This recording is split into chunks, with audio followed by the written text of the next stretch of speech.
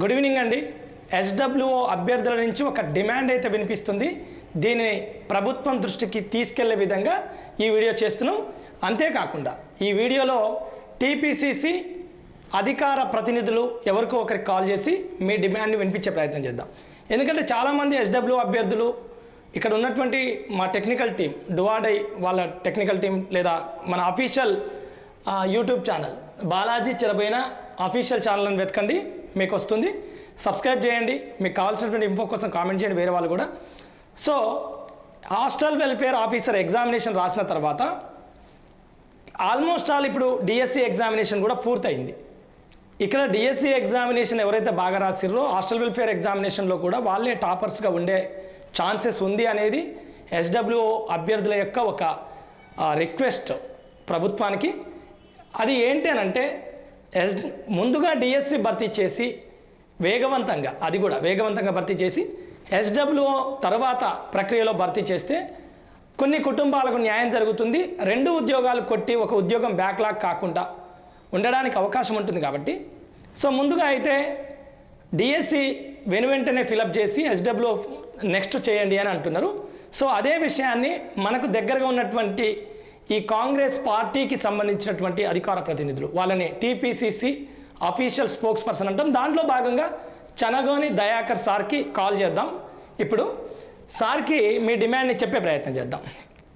So సార్కి already దృష్టిలో పెట్టిన నేను, సార్ ఇట్లా ఒక డిమాండ్ అయితే వస్తున్నది.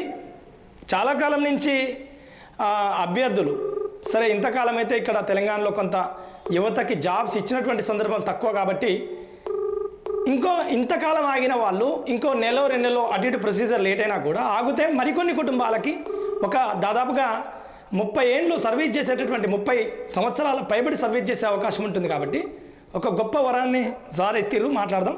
Sir good evening sir, Dayakar sir. Good evening అండి, బాలాజీ గారు. సార్ మేము Balaji Chiraboina official YouTube channel నుంచి కాల్ చేస్తున్నాం సార్. మాకు ఆల్రెడీ హ్యాకింగ్ అయింది, మాది డువాడే, మీకు తెలిసిన విషయమే, మీకు కూడా చెప్పినాం.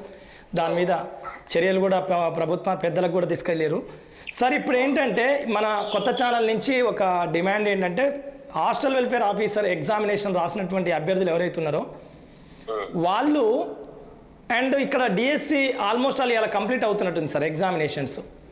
సో వాళ్ళు టాపర్స్ మ్యూచువల్గా ఉండే అవకాశం ఉంది. సో డిఎస్సి ముందుగా భర్తీ చేసి తర్వాత ఎస్డబ్ల్యూఓ 2 కూడా వేగవంతంగానే భర్తీ చేయాలి, వెంటనే భర్తీ చేయాలనేది ఒక డిమాండ్ వినిపిస్తుంది. డిఎస్సిలో వచ్చినటువంటి అభ్యర్థులు టాప్ మార్క్స్, ఇక్కడ ఎస్డబ్ల్యూఓ టాప్ మార్క్స్ కూడా సేమ్ ఉండే అవకాశం ఉంది కాబట్టి డిఎస్సి ముందు భర్తీ చేస్తే వాళ్ళు అటు వెళ్ళిపోతారు.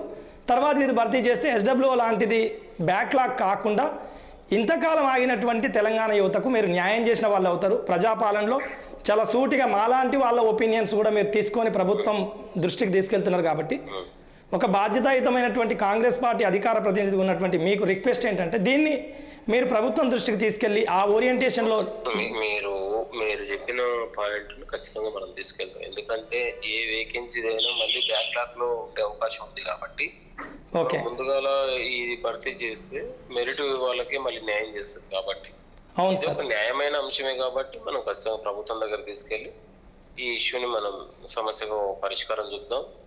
ఎక్కడ కూడా ఆందోళన అవసరం లేదు. న్యాయమైన ఇష్యూ కాబట్టి మనం దీన్ని ప్రభుత్వ పెద్దలు కానీ ప్రిన్సిపల్ సెక్రటరీ కానీ ఈ అంశాన్ని తీసుకెళ్లి మనం మాట్లాడే ప్రయత్నం చేద్దాం. ఎందుకంటే ఇది నిరుద్యోగుల అంశం కాబట్టి ఇది చేస్తాం. కాకపోతే ఒకవైపు ప్రభుత్వం కూడా ఈ పాత నోటిఫికేషన్లు కాబట్టి నెక్స్ట్ వచ్చే జనవరి నుంచి కూడా జాబ్ క్యాలెండర్ ద్వారానే భర్తీ కాబోతున్నాయి కాబట్టి ఇది ఒక అంశాన్ని కూడా మీరు దృష్టిలో పెట్టుకోవాల్సి వస్తుంది. ఎందుకంటే ఈ పాత నోటిఫికేషన్లన్నీ డిసెంబర్ లో క్లోజ్ అయితే ప్రతి శాఖలో ఖాళీలన్నీ కూడా రేపు అవసరానికి జాబ్ క్యాలెండర్ లో మనం అనౌన్స్ చేస్తుంటాం. అంటే ఆ దిశగా ప్రభుత్వం ఆలోచిస్తుందా సార్? జాబ్ క్యాలెండర్ 100% ఏ ఇయర్ క్యాలెండర్ ఆ ఇయర్ లోనే ఖచ్చితంగా వేగవంతంగా భర్తీ చేసేయాలి. ఆల్రెడీ డేట్స్ కూడా ప్రకటించారు. డిఎస్సి అంశం, టెట్ అంశం కూడా 2025లో ప్రకటించారు. కాబట్టి ఇక్కడ ఏదైతే మనము వేకెన్సీ ఉండేది ఉన్నాయో రేపు జాబ్ క్యాలెండర్ లో కనపడుతుంటాయి. So thank you sir, thank you so much. మీరు జాబ్ క్యాలెండర్ ద్వారా ఈ విషయాన్ని కూడా ఎస్డబ్ల్యూ వాళ్ళకి న్యాయం చేసిన వాళ్ళు అవుతారు. మీ నుంచి చాలా సందర్భాల్లో మేము ప్రభుత్వానికి మీ ద్వారా ఇక్కడ ఉన్నటువంటి అభ్యర్థుల రిక్వెస్ట్ని మీకు తెలియజేసే ప్రయత్నం చేస్తున్నాం.